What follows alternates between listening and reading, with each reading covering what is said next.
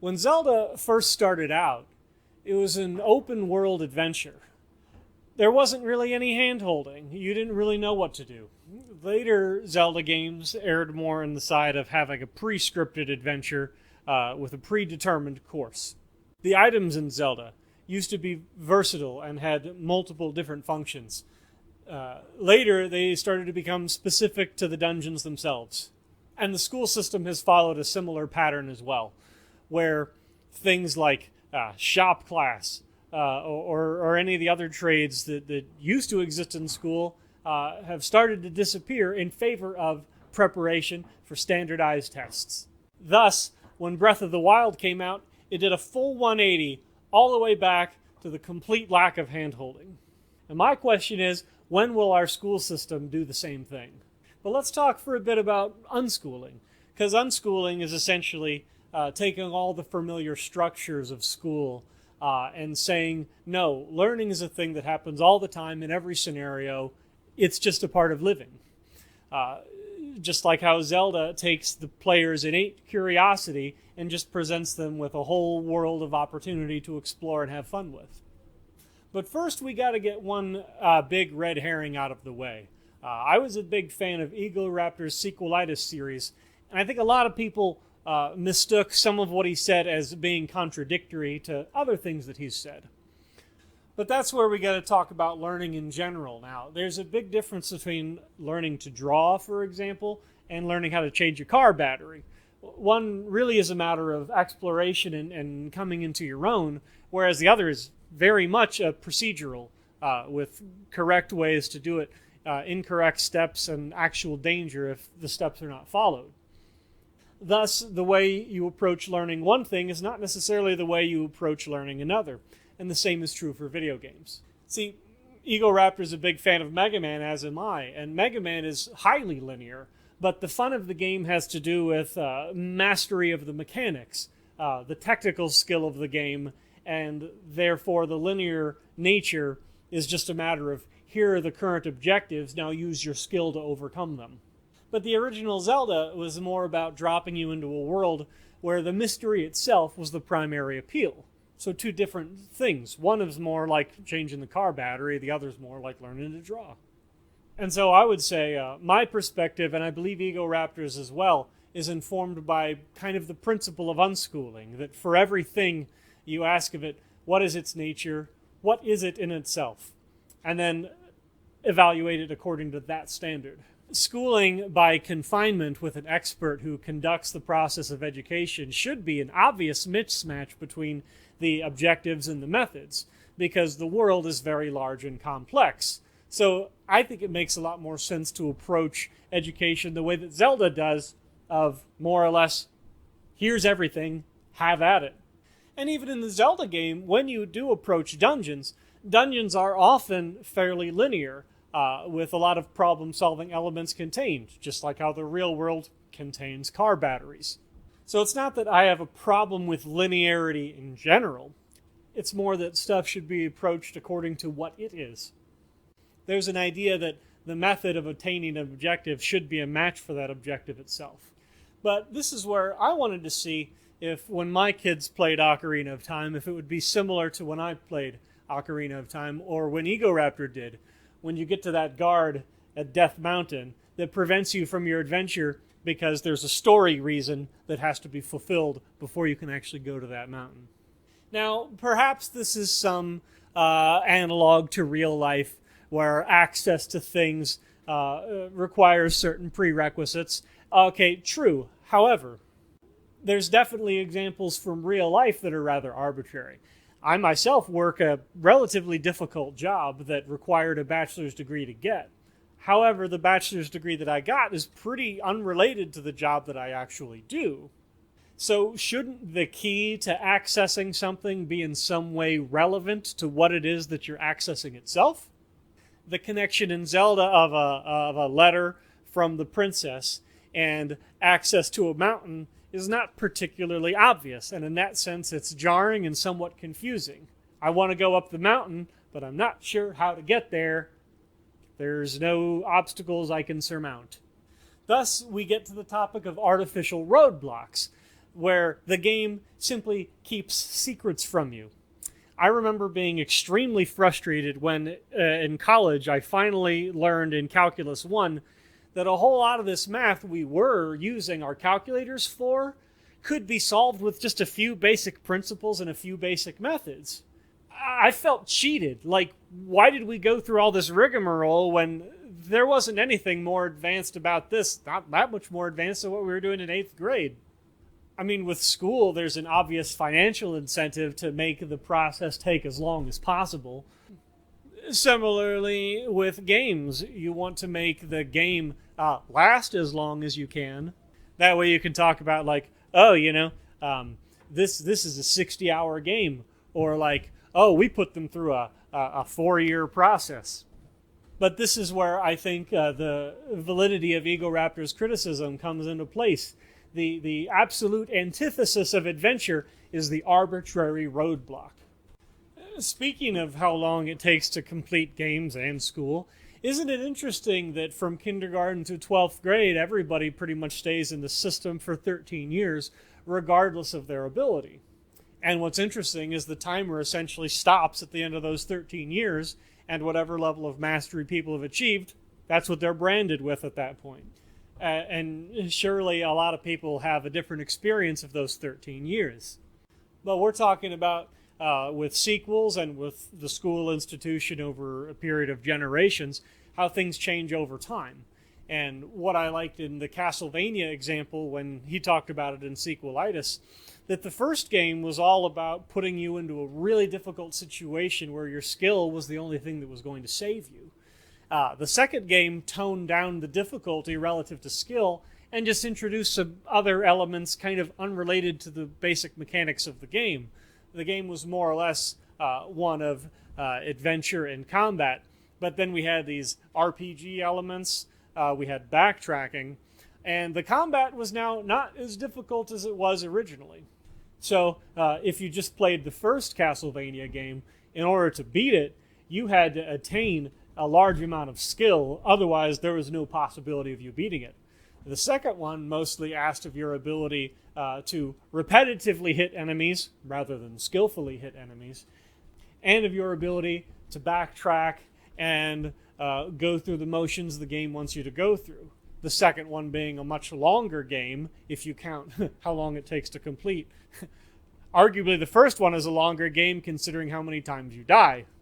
But the problem with the second Castlevania game is that your skill of gameplay doesn't get you through the game any faster. Same problem with school. And because skill doesn't get you through any faster, people don't even necessarily bother to develop it in the first place, because it makes no difference. You're still going to be there for 13 years. But here I want to talk for a bit why I love the perspective of Egoraptor in his Sequelitis series. I think he's an interesting example of a person who's not likely to be easily molded by the society around him. And I think he came from a house that was like this as well, given the willingness of his mom to drop him out of school with a whole situation they discussed on Game Grumps. The fact is, in spite of being a person who, didn't go through the process, still had, I guess miraculously, the motivation to become an animator, and a really good one at that. So I think this guy in particular is looking for an experience that's going to appeal to his sense of wanting to actually get good at something rather than just go through the motions. I mean, this is felt in his reviews, and you can tell the kind of life he lived is not one of, sitting down and putting up with monotony. But tragically, the Sequelitis series hasn't come back, and I think it has to do with the negative response he got from the Zelda series.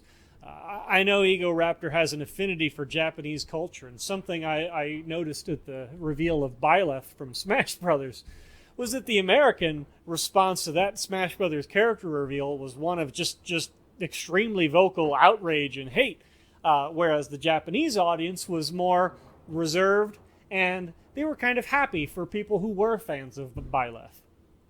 Because the idea in Japan is you don't necessarily want to make people feel guilty for being happy that something they liked happened. So the problem with the Sequelitis episode was that ultimately he's discussing a very beloved game from a critical standpoint. And I don't think Egoraptor has it out to really hurt or offend anybody. And the fact is, the Sequelitis project is really difficult anyway, because it's not just a whole lot of scripting, but it's a really good animation. I highly recommend checking it out if you haven't already. And certainly the same is true of the school system, that a lot of people see it as so utterly important and foundational that a lot of people are really shy to criticize it in a detailed way. But like I say, the way to analyze something like a game or even a school institution is what are its purported objectives and how well do the methods match those objectives. And I think we can see, watching Egoraptor's Sequelitis series, how the 3 series he covered, Castlevania, Mega Man, and Zelda, the way they handle the difficulty of puzzles and the skill problem of players, I think reveals something about the attitudes of the developers. The Castlevania example being the one of skill is required to overcome the obstacles, whereas the second game toned down the difficulty of the obstacles and added elements unrelated to skill, that is, the backtracking and the RPG story-following elements. Could be seen as a devolution or as just a different type of game, sort of inspired by previous source material. But this is where we get the first parallel to the educational system, because we have an unfortunately not so well-known educational innovator named John Saxon, who developed a method of teaching math that was not traditional and still not accepted to this day. The fact of the matter is, he saw that people were watering down the standards to make things easier rather than figuring out a way to help them perform better at math. Maybe people have seen the movie Stand and Deliver about teacher Jaime Escalante, who, absent from the movie, is the fact that he used John Saxon's method, and for the fact that even though his Latino students from a relatively poor neighborhood were outperforming so many people on the AP calculus exam, problematized by the fact that not only was he violating educational orthodoxy, but he proved that Latino students were highly capable of advanced math. In trying to consider or conceive of some end result of school, people would look at, perhaps robotic video game players like Mewtwo King, or super good calculus wizards. What type of person are we trying to create? These people are really robotic, even though what they have is a high degree of proficiency, which you would think would be a universally recognized objective of education, high levels of proficiency. And so in that vein, Egoraptor's love of Mega Man, and my own love of Mega Man, is a great example of how what the difficulty of Mega Man was its obstacle course layouts, where you had to now figure out how to effectively navigate them. They then, in Mega Man X, added additional skills to your arsenal, and at the same time made the terrain and the obstacles more difficult to accommodate for your newfound ability, thus powering up you, the player, while at the same time making the landscape more difficult. And that seems to be the most understandable objective of education, that you move from increasing levels of complexity and difficulty. You start with the alphabet, then you move on to sentences, then you move on to novels, and you move on to philosophy kind of slowly throughout until eventually you get to the level of real high-level critical thinking. Doesn't take as long as people think, by the way. But here we have one of the other big problems of the school system, which is that the more competent the students become, the less relevant the teachers become. Since everything is kind of built around the authority of teachers, the idea of increasingly competent students poses an increasing challenge to the teacher's authority itself. I mean, just about every answer to a question of life usually yields further questions. And so the idea that the teachers and students are not mutually investigating them creates an issue. But here is now in the school system's unwillingness to take a back seat to the adventure that students would prefer to go on if they were free enough to do so. Thus, we have the bold move of Breath of the Wild, the most recent installment of Zelda, its willingness to basically grant you access to the final boss at the very beginning of the game. Some people may be able to do a speed run in under 30 minutes, whereas probably the bulk will be in around 60 hours. But this here is a testament of the willingness of some players to rise to the complexity and challenge themselves to circumvent all of the difficulty the game throws at them. But this willingness and capacity of people in the school system goes largely unmet by sequences of self-justifying prerequisites that continually delay access. Increasing amounts of stipulation prevent people from learning what they'd like to learn. And this brings us back to the original analogy. The non-versatile nature of the information attained in school is like the items in Zelda that have only a single purpose, to get the standardized test scores up. But since life itself is so complex and unknown, it makes sense that what you would really do is what the original Zelda and Breath of the Wild do. By a continual assembly of an ever-increasing arsenal of skills and masteries means a greater degree of preparedness for what life is once people exit the school system. But here again is the fatal flaw of the school system as well, which is people don't even realize algebra was originally invented to solve problems of inheritance under Islamic law. But now everybody learns algebra and nobody can solve problems of inheritance. When a game disregards the player's interests, or when people in the school system disregard the interest of kids, the lesson indirectly learned is that you and what you want to do doesn't matter. Why do you learn algebra? Not because you have a problem algebra can help you solve, but because it's 11:30. You know, the theatrics of treasure chest doesn't enhance the sense of adventure any more than patronizing students helps them actually achieve. People know the difference between mastery and a participation trophy. Kids know this. Thus, I say, in education, we need a return to actual mastery by being actually open to all the various things people are naturally interested in. It's a much more difficult way to do it, but I think as Breath of the Wild has shown, if you let a person go for a challenge, they may be likely to actually go for it because they want to, not because somebody else says it's important.